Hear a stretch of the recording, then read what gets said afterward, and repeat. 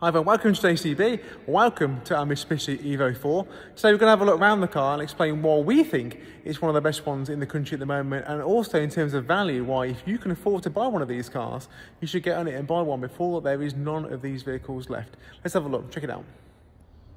So why this Evo? What makes this Evo so special? Or maybe not just this one, maybe just because it is one of the last unmodified ones that we know of in the country. And not just an Evo 4, maybe it's one of the last unmodified Evos there is at all. I mean, how many Evos do you know that are standard? Every one of them is tuned, every one of them is zooped up to 400 or 500 horsepower. This is completely out of the box original.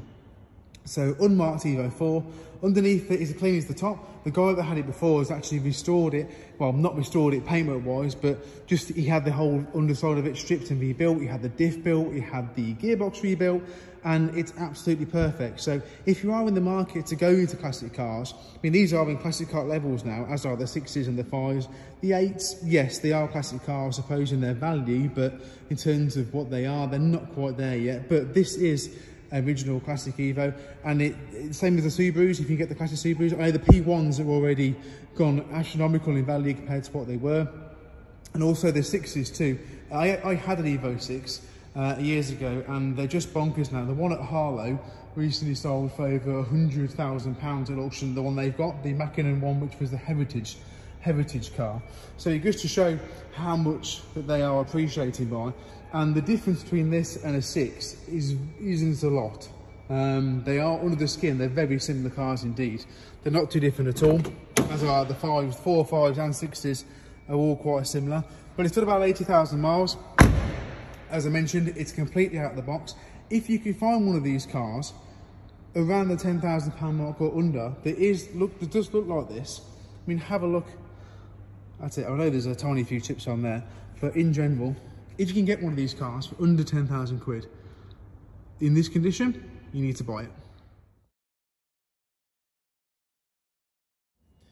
Looking inside this car, I'm not sure what they were thinking when they actually designed the interior for this. We do like the embossed logos that are actually in the seats in the Vicaros. The 4, 5 and 6s in here are remarkably similar. The dash layout on all of them is the same. They have exactly the same dashboards, they have exactly the same seat designs, apart from this one has the different design here. I'm not sure that'll be to everyone's taste, or to anyone's taste for that matter, but nevertheless, it is unmistakably an Evo 4 in here. The seats are worn very well. You get a lot of wear on that bolster. That one has gone a little bit there, but they can be repaired. These seats do come apart. They're so popular, these seats are. The DC5 seats are very similar in the Integra, and you can actually take them all apart, and you can buy each bit of this seat from Recaro, obviously already pre-built. So you can buy the bolsters in here and such like. This one even has the original flare, which is about £4 million for Mitsubishi, I would imagine. But like I said, the dash layout to a 4, 5 and 6 is identical. I'm looking down here. This one was one of the first ones, I believe, it was the first Evo to have the intercooler spray. Anyone that's knowledgeable more than me will correct me if I'm wrong, but also I do know that it's the first one to have the AYC, the active yaw control, which controls the differentials from side to side as well as the lateral front to back as well. So you get all sorts of noises and road holding when you go around a corner with your foot to the floor. But yeah, in terms of its age, I think it's fantastic. Now, obviously the important bit with an Evo or any JDM car is the rust. So most of these cars have gone orange over time. They start, you can normally tell on the arches here as well when they go. So obviously all around here, all inside there. This one's been treated, so you can see it's very, very good. But the main thing is underneath them. So none of the Evos come with any underseal on from the factory, because the JDM market in Japan, they don't have any road salt like we have. So they don't need to underseal them. Whereas obviously in the UK, our roads are terrible. So every year, or you just see piles of rust down the road where all the cars fall apart. So we do need to make sure that they're undersealed. But as you can see with this one, if we get down here and have a look.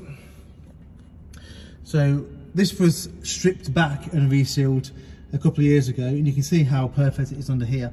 It is important though, if you're going to buy one that's undersealed, that they've not hidden problems with underseal. So i.e. if the seals have been covered up, for example, or there's any dodgy patchwork and stuff underneath there with welding and stuff, that they haven't hidden it with piles and piles of underseal. So often if you can get one that's been treated or sorry, it's untreated, it's solid, you can do it yourself, but if you do buy one untreated, you need to make sure that it's done straight away, because a year or two down the line, you're going to have problems and it will ruin it. So it is important that you get them done straight away so that it protects it for life. But yeah, the Achilles heel of the Evo. Now, unfortunately, it's raining today, so we won't be taking the Evo out on the road, but I did manage to get in it a couple of weeks ago and take it for a spin, so I can go through with you what it's like out in the open. So let's check it out.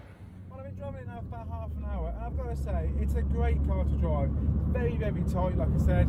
It's a lovely daily classic car that you can use. We're on this subject lately of classic cars, modern classic cars, and this is another prime example of it. Anything in the JDM market that's late 90s, early noughties, it's worth buying and just keeping hold of. You can use it as a relatively easy, livable daily car, but on the whole, anything that's a JDM market is just going through the roof. The 6s, I used to have an Evo 6 7 or 8 years ago, and if I still had it, it'd be worth 2 or 3 times what I paid for it. And that's the same with anything that's in the Japanese domestic market. The Evolutions, I've seen Evo 6 Machinons in red up for 45 or 50,000 pounds for an Evo 6, which is an astonishing amount of money if you consider that the tech and things on it is basically the same as what's in this. It's not much different at all, really. So if you can get hold of a 4 while they are still in the sort of bracket where they're just starting to go up a little bit, and they will go up in demand, because you can't buy a Machinon or a 6 or something like that for a normal amount of money.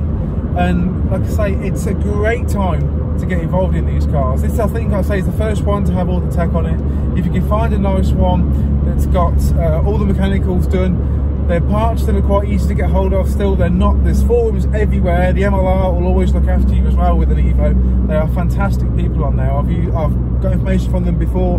They're a great bunch of guys. So if you're in the market for an Evo, I will go standard.